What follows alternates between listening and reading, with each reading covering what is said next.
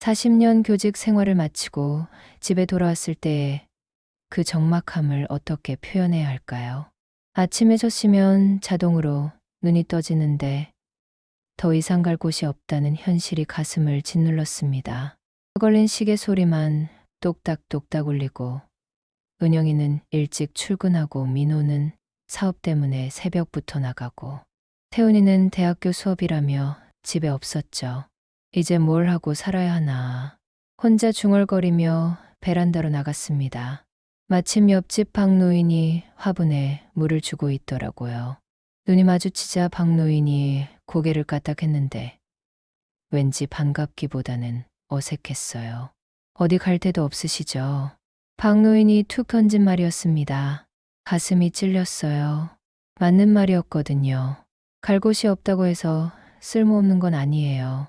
제가 대답했지만 목소리에 힘이 없었습니다. 박노인은 콧방귀를 뀌며 집 안으로 들어갔어요. 혼자 남은 베란다에서 저는 멍하니 하늘을 올려다봤습니다. 구름이 천천히 흘러가는 모습이 마치 시간의 흐름 같았어요.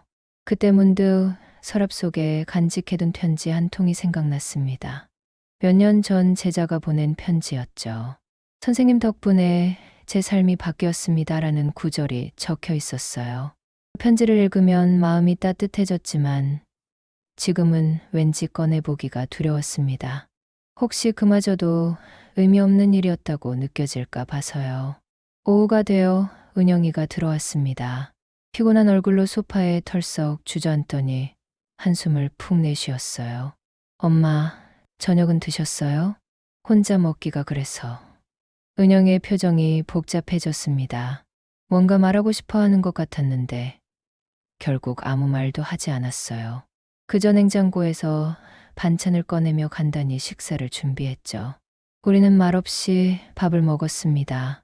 숟가락 부딪히는 소리만 식탁에 울렸어요. 밤이 되어서야 태훈이가 들어왔습니다. 책가방을 던지며 인사도 없이 자기 방으로 향하는 모습을 보니 서운했어요. 예전에는 학교에서 있었던 일들을 재미있게 들려주곤 했는데 이제는 저와 대화할 시간조차 아까운 모양이었습니다. 며칠이 지나도 상황은 나아지지 않았습니다. 오히려 더 답답해졌어요. 은영이가 민호와 뭔가 심각한 대화를 나누는 모습을 자주 봤거든요. 제가 거실에 있으면 목소리를 낮춰서 대화하는 게 신경 쓰였습니다. 그러던 어느 일요일 오후 은영이가 마침내 입을 열었어요. 엄마, 우리가 좀 이야기해야 할 것 같아요. 민호도 옆에 앉았습니다. 두 사람의 표정이 굳어 있어서 심상치 않다는 걸 알 수 있었어요. 요양원 말이에요. 좋은 곳을 알아봤거든요.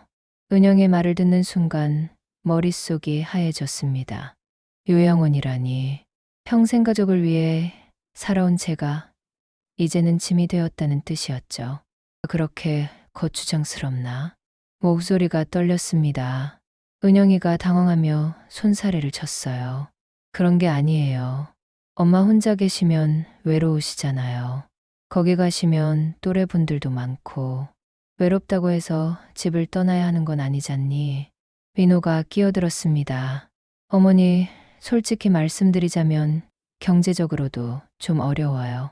사업이 잘 안 되고 있어서. 그제야 상황이 보였습니다. 돈 문제였던 거예요. 집에 있으면 생활비도 더 들고 이 집도 정리해야 할 형편인 모양이었습니다. 그래, 알겠다. 저는 자리에서 일어났어요. 더 이상 들을 수가 없었거든요. 방으로 들어가서 문을 닫고 나니 눈물이 쏟아졌습니다. 평생 가족을 위해 희생했는데 결국 버려지는 기분이었어요. 그날 밤 태훈이가 제 방문을 두드렸습니다. 할머니, 괜찮으세요?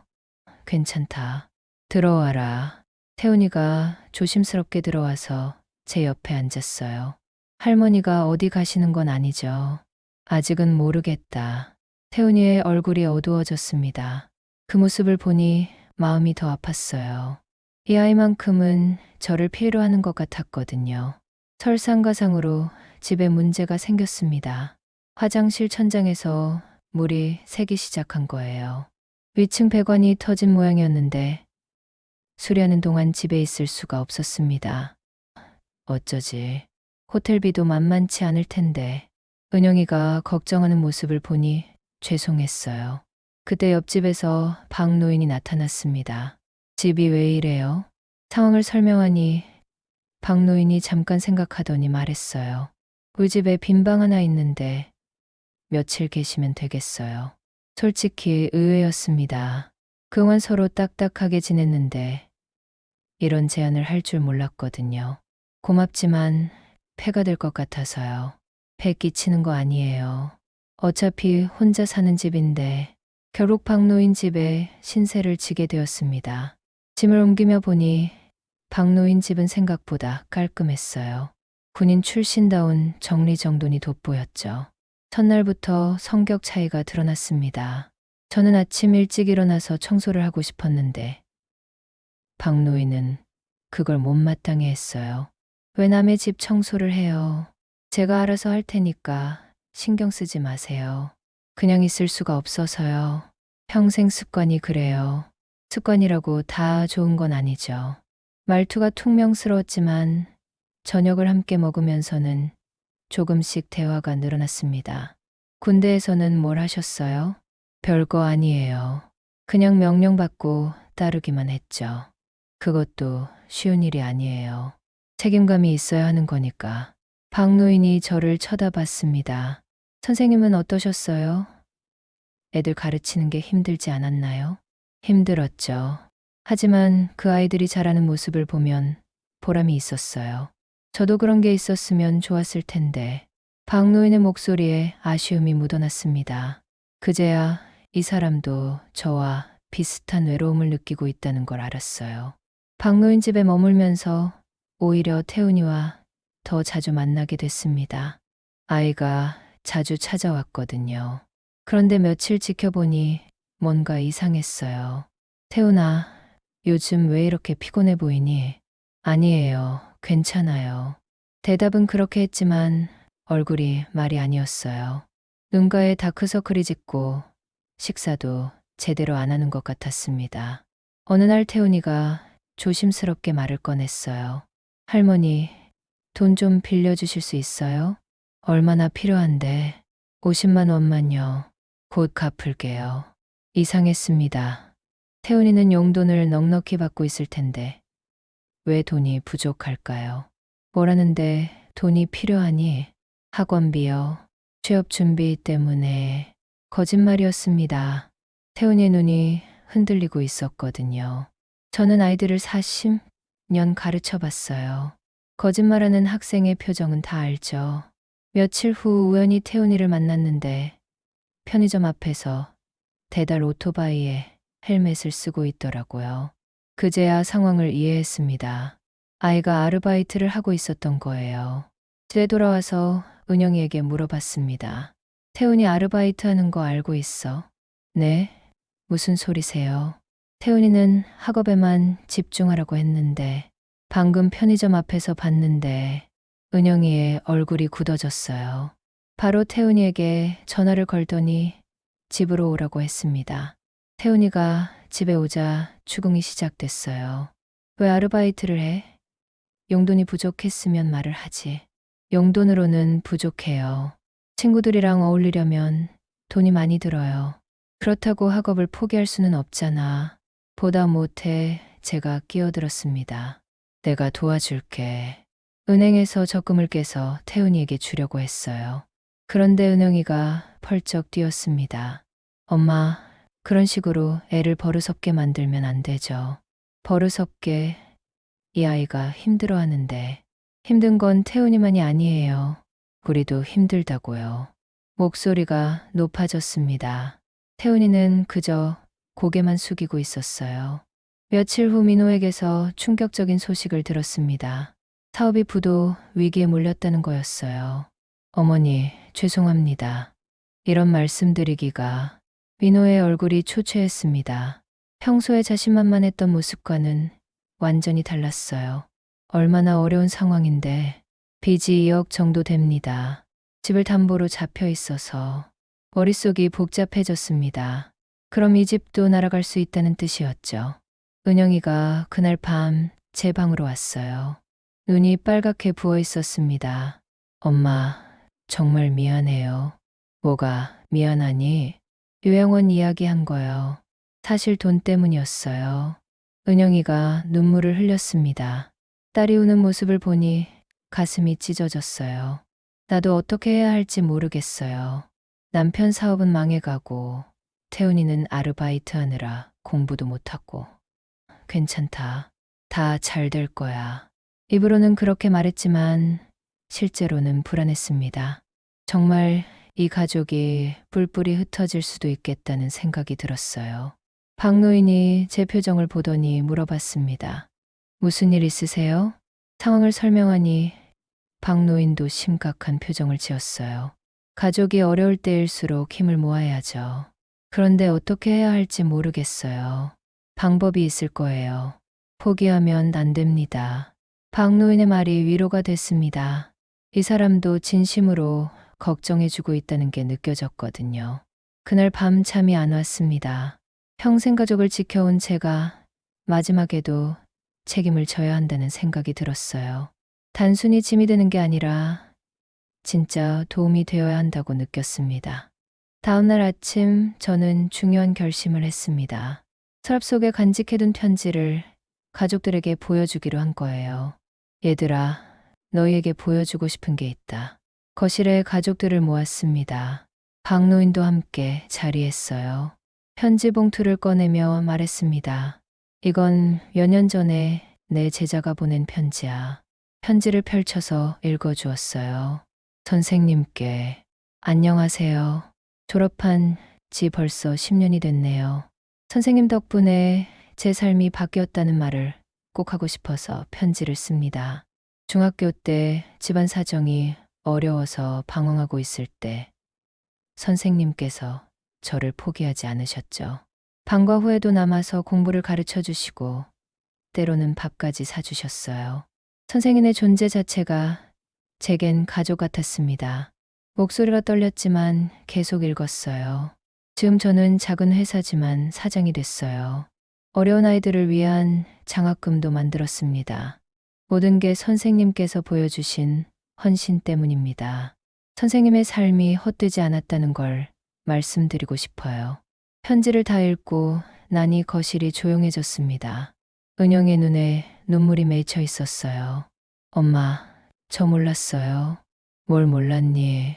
엄마가 이렇게 많은 아이들에게 도움이 됐다는 거려. 태훈이도 말을 했어요. 할머니, 정말 대단하세요. 민호가 고개를 숙였습니다. 어머니께 상처드린 말 죄송합니다. 그제야 가족들이 제가 걸어온 길의 의미를 이해하는 것 같았어요. 제 존재가 그저 짐이 아니라 누군가에게는 희망이었다는 것을 말입니다. 박노인이 조용히 말했어요. 대단한 삶을 사셨네요. 당신도 그런 삶을 사셨을 거예요. 박노인의 표정이 복잡해졌습니다. 뭔가 말하고 싶어 하는 것 같았지만 결국 입을 열지 않았어요. 편지 이야기 후로 가족 분위기가 조금 나아졌지만 현실적인 문제는 여전했습니다. 민호의 사업은 계속 악화되고 있었거든요. 어느 날 저는 중요한 결정을 내렸습니다. 은영아, 내 집을 담보로 잡아도 된다. 엄마, 무슨 소리세요? 민호 사업을 살리는 데 쓰라고. 은영이가 펄쩍 뛰었어요. 그럼 엄마는 어떻게 해요? 나야 어떻게든 살아가지. 하지만 너희들이 뿔뿔이 흩어지는 건 못 봐. 민호가 황급히 말렸습니다.